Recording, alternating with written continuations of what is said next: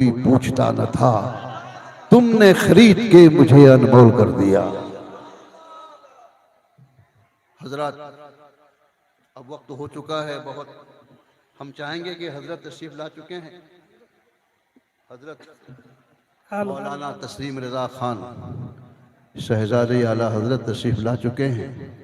इसलिए हम ये चाहेंगे कि शब्बीर बरकाती की एक नात हजरत की मौजूदगी में पढ़ी जाए, ताकि हजरत भी मुलाहिजा।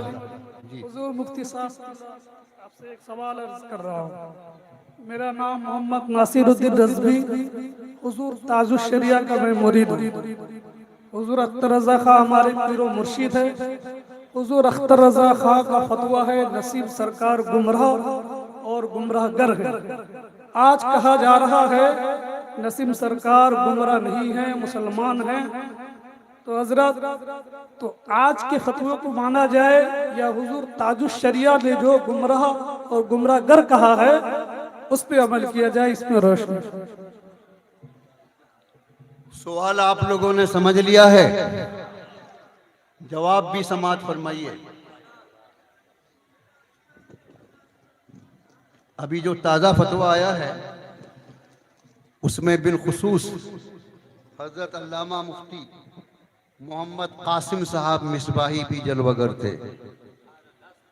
सबसे पहले तो मैं आपका ये जवाब दे दूं, आपके पीरो मुर्शिद ताजुश शरिया का पहला फतवा भी सही था और आज का जो फतवा है वो भी सही है।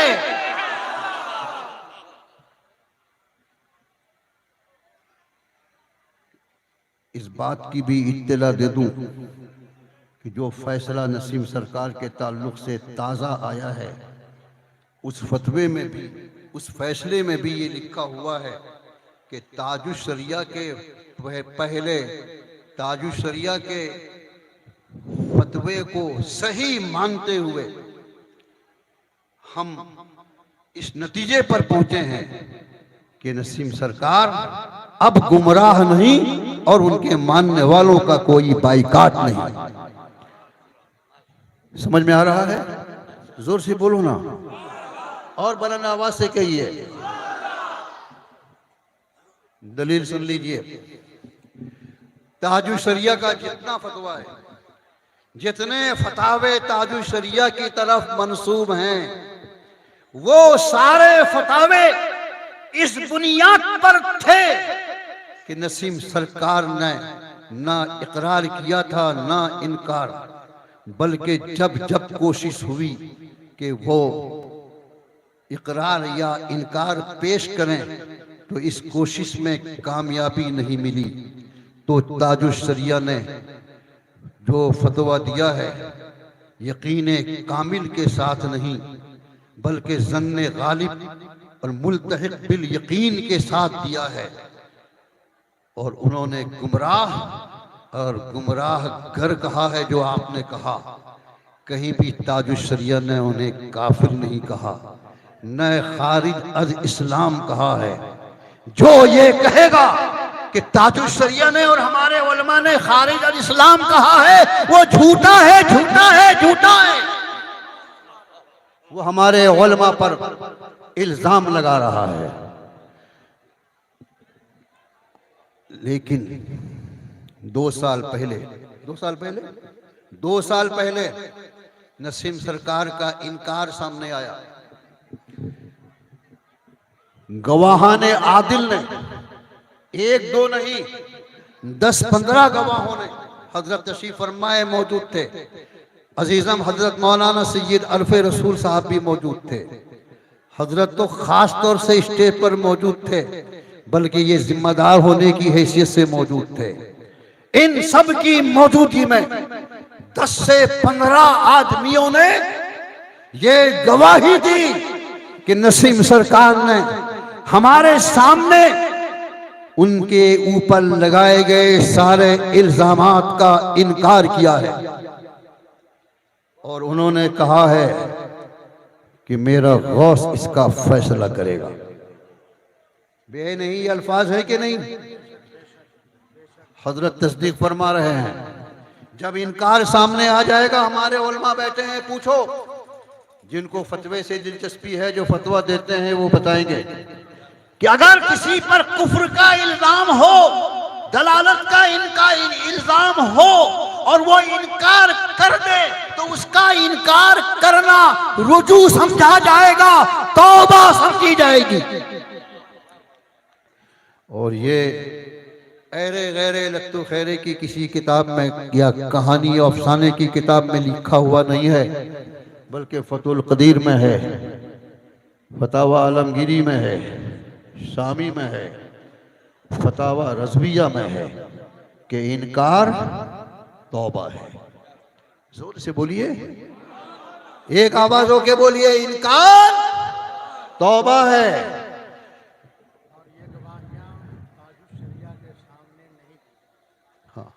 इनकार तौबा है, लेकिन यही गवाहियां हम लोगों के सामने गुजरी हैं, मगर ताजुश शरिया के सामने नहीं गुजरी।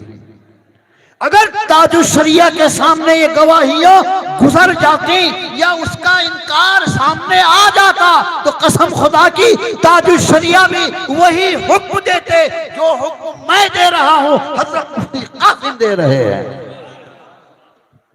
और यही बात हजरत अल्लामा मुफ्ती मोतिउर रहमान मुस्तर नबी एक जलसे में कही थी कि जो कुछ जो छोड़ी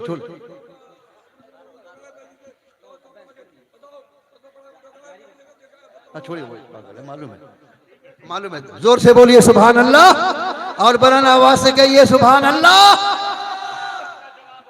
और मैं उसकी एक मिसाल देता हूं कि नौइयत बदलने से, हालत बदलने से हुक्म बदल जाता है।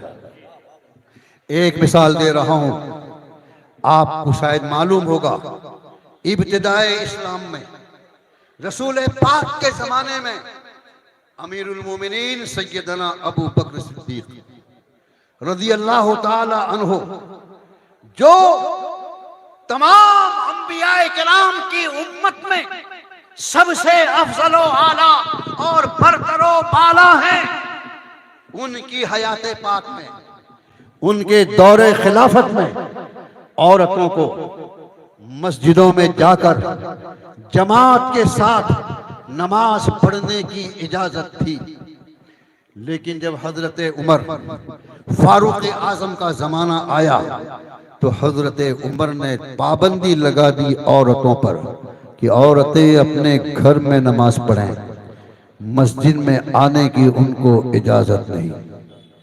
बोलो, बज़ाहिर मालूम हो रहा है कि नहीं कि रसूल पाक के खिलाफ इनका हुक्म है, सिद्दीक अकबर के खिलाफ इनका हुक्म है।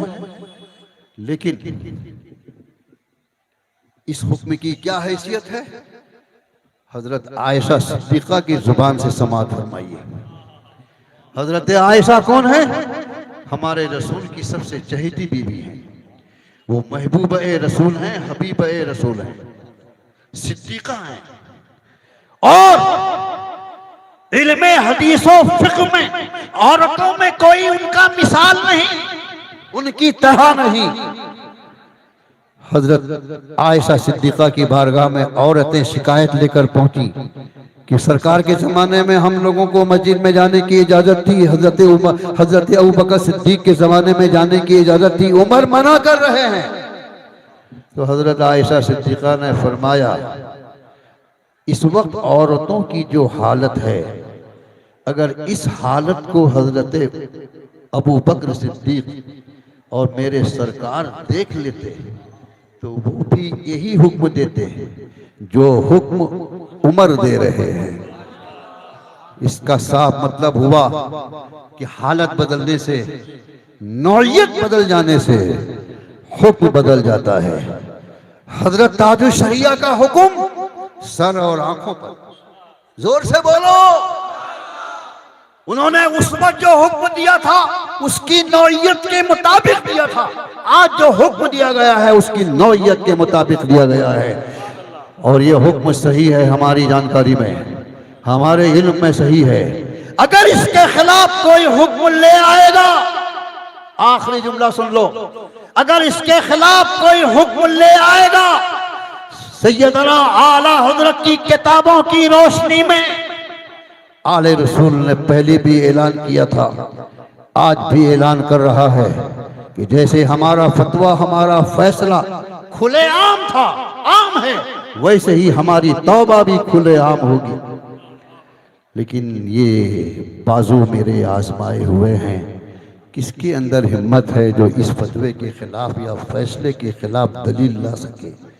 इसलिए कि दलील मैंने अपने बाप की जुबान से नहीं दी है, बल्कि हमने इमाम मोहम्मद रजा के कलम से लिखी हुई फतावा रज़विया के हवाले से दी है। कोई ताकत इसको गलत साबित नहीं कर सकती।